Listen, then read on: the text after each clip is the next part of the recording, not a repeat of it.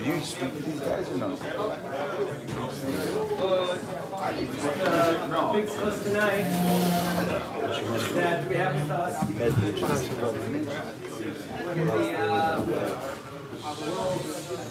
Probably one of the world's most famous, well-known authors, Darshanin, and personally have a family connection for many, many years, over 30 years probably. And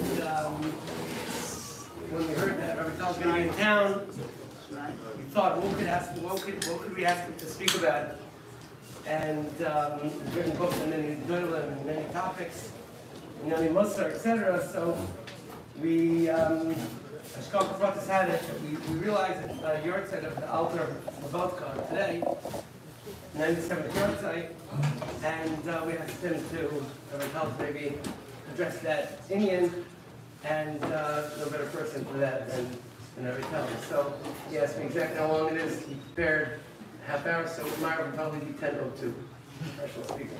Okay, without further ado.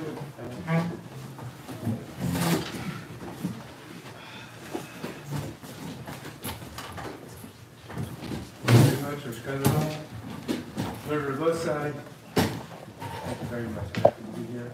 I want to thank Shragi, who's very involved in all the coordination. Okay, indeed, as today was the yard site of the altar. The altar was the architect of Hanoch in our world. And basically, with one little phrase, it changed our lives to this very day. And that phrase was, you're so sublime, so grand, so lofty, how can you do something which is unbecoming, inappropriate? I give an example about myself, and I don't know if you can relate or not. And I don't know who would be, I want to give an example of who wouldn't do this. So I have a good Miami example, but he's not in Miami 45 years. So I think Rabbi left. So my example is like this. You're eating an ice cream cone with two balls, and one falls on the ground. So what would we do? What would I do? Rabbi Leff would never do that. If you have an image of yourself that is sublime, you would never deface it by doing something which is infantile, moronic, and imbecilic.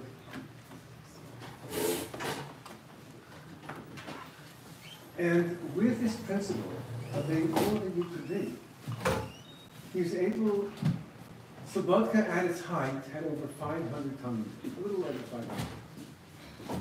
All of them were giants. And among these giants, there was a Kollel of 14, which had a real spiffy name. It was called Yad Chazaka again.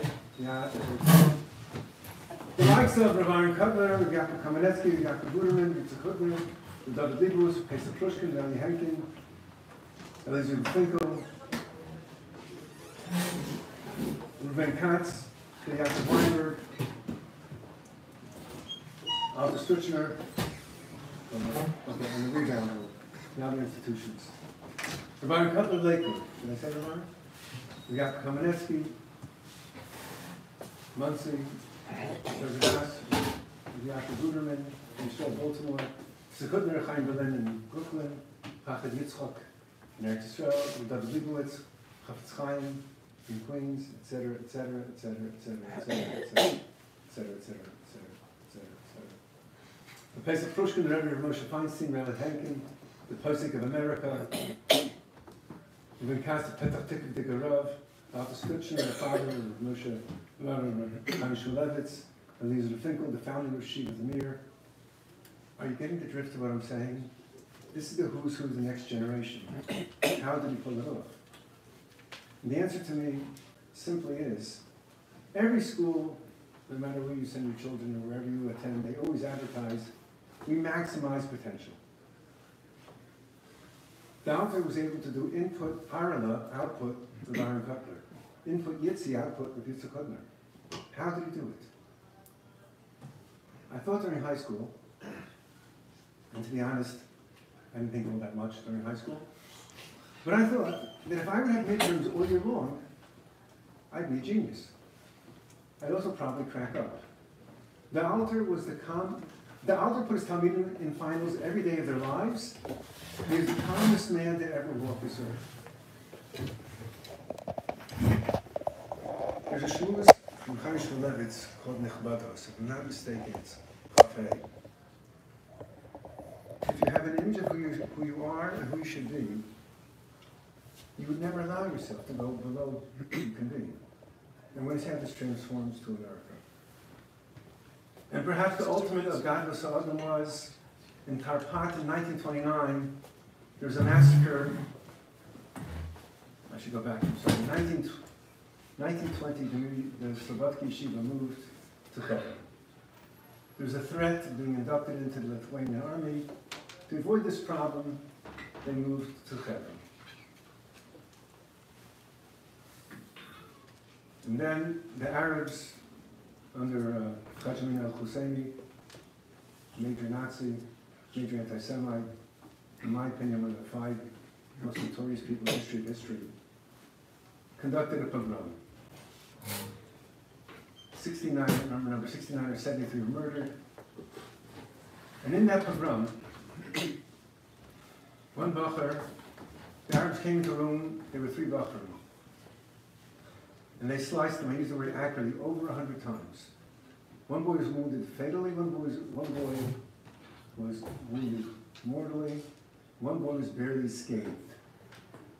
The fatally wounded student crawled over his comrade and said, "My blood will smear over you, and they will think that you too are dead." His last gasping breath, his final gesticulation was God was up to the very end. He spared the life of this fellow. Then we go to America. The Alter had a relative that came to America, and then we shift to Chicago in the 1950s. And his namesake, the Alter would be his great-great-uncle. In this case, great is a pronoun and an adjective. His great-great-uncle, great-great-nephew, born in Chicago, went to a co-ed school, co-ed camp. He was a starter on the varsity basketball team. Like many kids from an affluent family, he enjoyed playing a game of golf on Sunday. And then, when he was in 10th grade, his parents go on a trip to Israel. Classic tourist trip. Yad Kennedy, Yad Vashem, Gaza Hospital. And on the itineraries to visit the great uncle, Rabbi Eliezer Yudah Finkel, better known as Rabbi Zudel. And they send their younger son, the grandmother in St. Paul, to come visit Rabbi Zudel. And this namesake, Nady Finkel, comes to meet his great uncle, sporting a Chicago Cubs baseball cap. Safe to assume that the rest of the outfit was not penguin, black and white yeshivish. And Rabbi Zudel has this focus to see, and I've seen this all my life, about Gedolim. We think we're looking at the same thing, but they see things differently. He saw input Yankee Doodle, output Adam Doodle. And he realizes he will not be successful in convincing the parents to let him stay in Eretz Yisrael and Yeshiva the rest of his life. But he makes his pitch, "Give them to me for the summer." That wasn't on the itinerary, but he's compelling. Now, I don't mean to imply that there aren't people in Chicago who can't learn. Of course there are. But that cannot compare to the main yeshiva, where he's given to learn with Gedolei Olam. And in seconds, he gets bitten by the bug, and he's growing and growing. When the summer is over, he returns to Chicago to finish high school, and we'll say this delicately. When he's in 12th grade, and his parents are vacationing in Miami, Rabbi Zudel sends him a one-way ticket. And this is before the days of, you get on a plane in Kennedy, or today, nowadays in Miami, and 10, 11 hours later, you're in Israel. With propeller planes with many stops, there weren't yet kosher meals on flights. And he flies there to Israel. This problem of room and board is solved because his great uncle is a widower. He'll stay with his great uncle. He comes in, and after this long, protracted journey, he's dreaming about dreaming. And Leizidl says to him, tell me a chiddush. He says,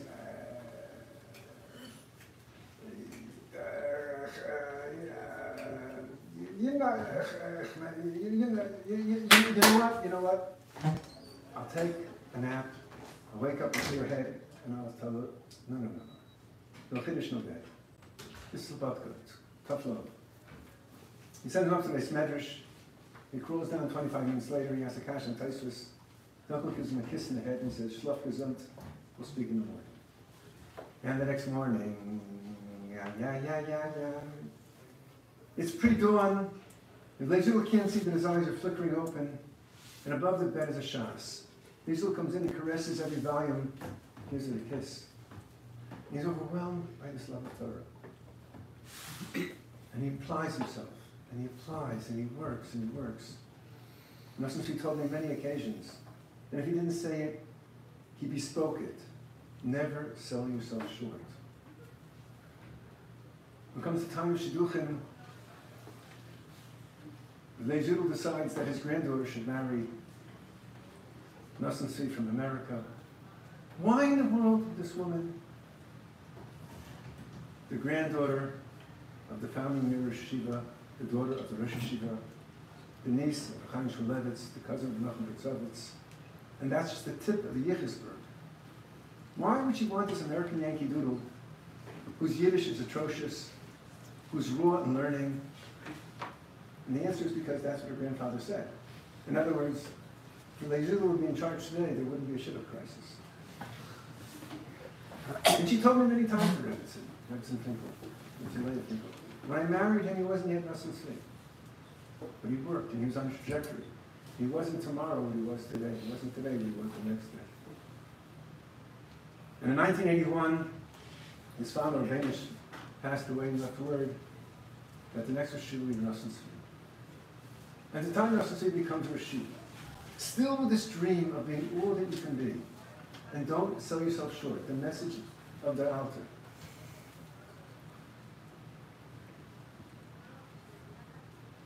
Leizidl wanted to show in the most demonstrative way that the yeshiva is open for everyone. He had the doors removed to show everyone can come to yeshiva. And I still remember in the winter, you'd come to yeshiva, there was a shallow lake because of all the rain. Then the Knesset passed the law because of security, every building had to have doors. But we know the rule. Ein adam lomed al mashalibo chafetz.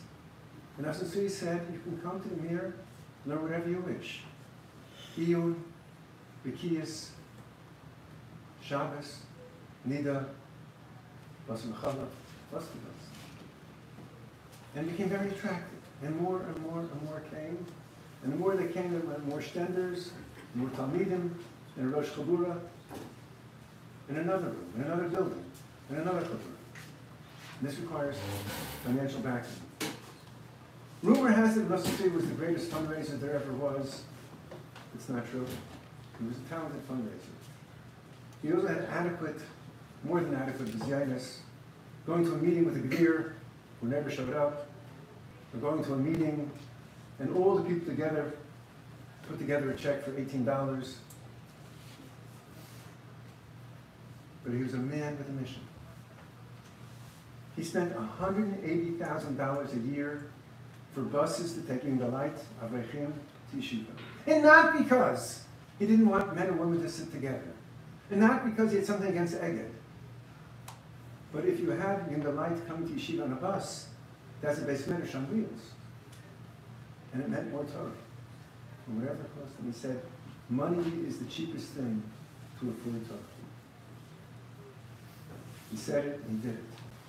But he had to raise a lot of money. And at the same time he became Rosh Yeshiva, he developed, I think developed is the correct word, but it sounds incorrect, because it sounds positive. He developed Parkinson's disease, which then became advanced Parkinson's. Parkinson's is a breakdown of the central nervous system. That means there's no control of the limbs, they're flaying everywhere.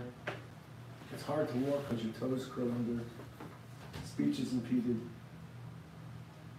I have to imagine that people plagued with Parkinson's become somewhat reclusive, but by Rav Nosson Tzvi, it's if the worse it became, the more he sought the limelight, and would not allow it to interrupt his Seder Hayom, and the work that he did. He'd come to America, and people saw this very sick man. They said to his entourage, how did you schlep such a sick man to America? He didn't schlep him. He schlepped us. And he was on a mission. Very primitive to raise money. I mean, the methodology is it's not primitive today. According to my calculation, he raised $500 million in most primitive ways. The budget of the Mir was over $500,000 a month. You can resume with all the thing on your shoulders. It's less. What you have to do, not unbelievable. But nothing could stop him, because he realized this is the mission that was placed upon his broad shoulders. He went to a wealthy Sephardic gentleman in New Jersey, and seeing the Rosh Yeshiva sitting across from him with his flailing all over the place, he said, Rosh Yeshiva, please, I have a jacuzzi-fitted pool. Take a swim, you'll feel so much better. He said, I can't do it. What do you mean you can't do it? He said, I can't do it. What do you mean?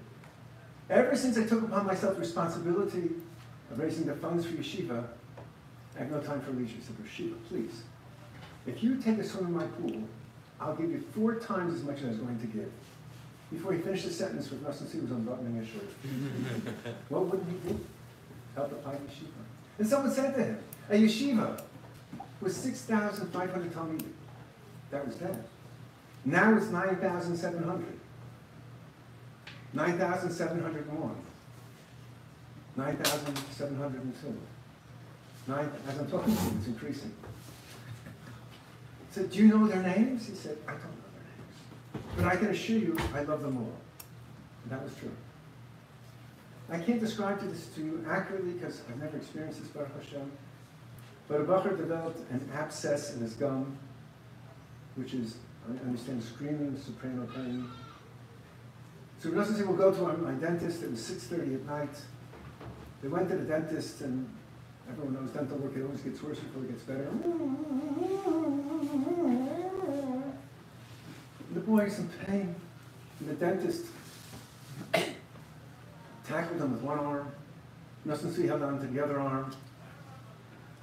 And the boy put his hands into Nosson's hand, and he clenched his eyes from all the pain, and his fingernails were impaled to Rosh Yeshiva's hand. And the procedure was finally over. His hand was dripping blood. He said, Rosh Yeshiva, I'm so sorry. Why didn't you say something? And he answered, truly, because I saw that your pain was greater than mine. Now, Nosson, with that agenda of doing whatever he could to get people to learn more, he came up with the most cockamamie schemes. They were so out of the box. Reminds me of the story. So, and he would usually introduce them in Shalosh Shivas. So one Shalosh Shivas, he said he's going to implement the program of his great uncle of learning 12 hours a day. Because if you make a cheshbon, how much time you need to sleep, and how much time you need to daven, how much time you need to eat, you're left with 12 hours net. No time allocated for internet, smoking, newspaper, coffee. So I'm going to put up a sign-up sheet, and I expect you to sign up. Now there was a boy in the mirror, we'll call him Dovi, because that's his name. And Dovi bounced around many yeshivas in America. Then he came to Eretz Yisrael, and he had very springy legs. He continued to bounce and bounce and bounce. And one day he washed up on the shores of the Mir. And you could spot Dovi. He wasn't from the great Masmidim. He was outside, a coffee in one hand, cell phone in the other hand, cigarette somewhere between the hands, observing traffic, directing traffic, spectating traffic. He said, Dovi, said the Rosh Yeshiva, I didn't see your name on the sign-up list. He's thinking, duh. 12 hours uninterrupted. Who knows if he ever learned 12 minutes uninterrupted? The Rosh Yeshiva put his hands in his, and he felt that snap, crackle, pop, and the device closed. He said, Dovi, you're going to sign up? And he said, okay, Rosh Yeshiva. Then under his breath, the biggest bayonet of his lifetime, came Sunday. Yeah. And he had this pit of grease in his stomach. How in the world did I ever agree to this 12 hours uninterrupted? And his chavrus had only agreed to it because Dovi would never listen to this. 12 hours, come But the Yeshiva knew how to build buildings, and knew how to build people, especially those from difficult backgrounds. He put his trust in him. He stepped up to the plate to 1 hour and 2 hours and 5 hours and 8 hours. And people in the Beis Medrash, their glasses were careening off their noses looking at this. It was unbelievable. 11 hours. He pulled it off. But everyone knows, everyone knows that it's always exciting to kick off. It's the second day which is challenging. Came the second day, and the third day, and the fifth day, and the seventh day. Pulled up a whole week. And then on the eighth day, he comes running to the Beis Medrash and says, Rashid, I would do anything to tell my parents who all they gave up on me, but I know they would never believe me. And what I wouldn't give to tell my Rebbe in high school in America, who tried so hard to keep me away from the distractions of America, but I know he too would never believe me. Rashida, last night, for the very first time in my life, I dreamt and learned. She was so sick, he was in this wheelchair. He did the approximate what a person in that condition would do of a crazy dance with this boy. He pulled it off. 30 days, 12 hours uninterrupted learning. Changed him entirely. For reasons I don't know, and I literally and figuratively wrote the book. In essence, he only went to Chicago once to raise money. Chicago, by the way, my credentials are, I'm going to correct that in a sec, because it sounds impressive and it's not. I lived by Russell Street longer than anyone else. I went the whole Machzor with him. It's not impressive because everybody else graduated. They went to Hanoch, they went to Varia, I stayed put. But I had a lot to do with it. So he only went to Chicago once. Chicago's a benevolent, magnanimous, philanthropic town to raise money. And in Chicago, Chicago's proudest son to come back. They didn't have control of themselves. And one year he learned in the Skokie Yeshiva. You know what I'm talking about. So he went to the Yeshiva. And they danced him all the way. They couldn't bring him down to the Beis Medrash because he was in a wheelchair. So they wheeled him around in the front. There's a glass door. He came inside. And everyone got as close as they possibly could. And this is what he said. I, too, am from Chicago. And I, too, love baseball. And I became a Rosh Yeshiva. And so can you. And that was it. And he had mainlined them with inspiration. Other speakers with histrionics and gesticulations couldn't accomplish in 2 hours what he had done in 20 seconds. Every year the NCSY Kollel would come into his house, and they'd sit around a large table. And he'd say to them, how many of you from the Midwest? And 21 hands went up. And how many of you from Chicago? And 18 hands went up. How many of you went to the academy? And 11 hands went up. How many were on the basketball team? And 6 hands went up. How many were starters? And 2 hands went up. He said, I was 2. And then all around the room, clunk, clunk, clunk, clunk, as the jaws hit the floor. He hadn't really wanted them, learn for the kid. Okay, our time's lapsed. So I'll just conclude with 2 stories. Of not selling yourself short. That was his message. He said during this is not the story. It's very rabbinic then several times. So that's one. There's 2. If you know the mirror, like the Rashiva and the Mizrach, he looked at, they used to call it nakis. They used to make low glass, necker glass. It was a mistake, it was not necker, but anyway, it's the sign on necker glass. He asked him, what were you thinking when you were doing writing? During cutting, doing Yom Narayim? I saw that building over there, I said, I'm going to make that a Beis Medrash. Could he make that a Beis Medrash? He basically took over the whole neighborhood. Every year, couldn't stop. Rabbi Ram Yeshua Soloveitchik is a Yeshiva of Brisk. To appreciate the story, you have to understand this is a man devoid of a sense of humor. And if you know a little bit of Yerushalayim geography, one time Ram Yeshua was walking in Kikar Shabbos, the Bacher stopped him and he said, can you tell me where the mirror is? It's funny because he had no sense of humor.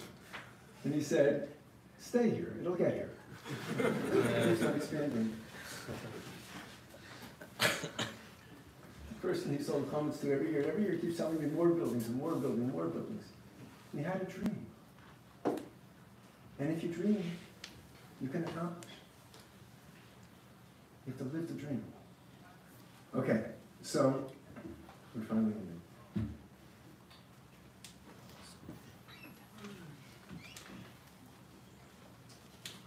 They asked the Rosh Yeshiva, why is it that the Mir had such a liberal admission policy? B'haraya, I got in. And he said, B'haraya, I got in. He said, they had a strict one. They would never accepted me. And the truth was, it wasn't so hard. You had to bring a letter from where you were coming from the yeshiva, and say shtickle Torah. Then you're in. So there's a bacher that came to the Mir, and he delivered his letter. He said over his shtickle Torah, and he said, you're in. Which year do you like to go to? He said, I don't know. He said, which year? He said, I don't know. He said, usually bacher will go where your friends are. Where are your friends? He said, I don't have any friends. You don't have any friends in yeshiva? He said, no. He said, I'll be your friend. And he got up, put on his frock coat, put his quivering hand around his shoulder. He walked across the street to the yeshiva. He bumped into his brother-in-law, Yisrael Bluestein. He said, Yisrael, this is my friend. I'm going to learn with him. I'd like you to learn with him. In the blink of an eye, he had two of the best chavrusas on earth. And boy, did he become someone significant. And the final story is a boy I got friendly with when I was in high school in America. We're more or less the same age. He came to Eretz Yisrael, I came to Eretz Yisrael. He learned in the Mir.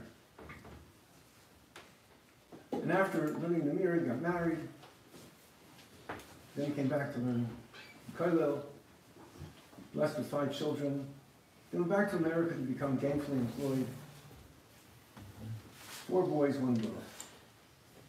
And then he was struggling with a terrible, debilitating disease which took his life. Rosh Yeshiva felt terrible. Rosh Yeshiva wrote to Almana, he said, I'm going to help you raise the children. And every month he'd write a letter to the boys and learning, and they could write him with any question they had, and he would answer them, a personal letter. And the girl naturally felt left out. And this is going on month after month.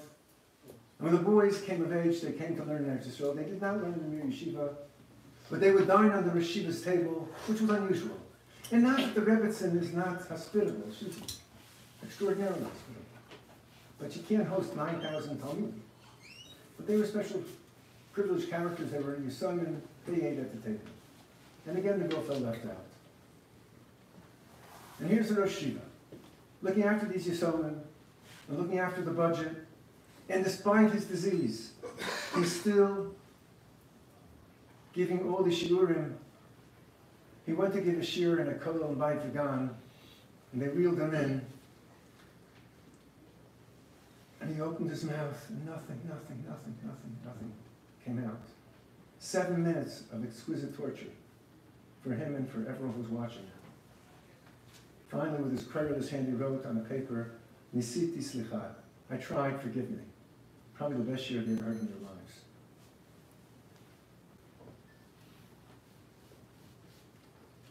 And he learned in his home prone. And sometimes the muscles would be a spasm, they went up in the air. And before he hit ground zero, he said, what was that? Kash. Nothing interrupted. One day, this girl, the one left out, because her brothers were learning in Eretz Yisrael, she gets a letter from Yerushalayim, and it's a large heart colored in red, signed to Nassim Finkel. She said, never did I ever feel more love from the time my father died. I'm thinking to myself, what was the Rosh Yeshiva doing as he was coloring in the heart? As the bank is calling on the phone, and debtors are breaking down the door. And he's learning with chavrusas, and chavrusas are coming over the house. He's filling in the heart with all of his heart. But that's the way he did everything. With all of his heart, to carry on what the author said, to never sell it for short. We all have within us this godless Adam. Sorry for the overtime. Thank you very much. Outside I have some books, including my back, you mustn't see. I think you'll find them enriching. I know I will.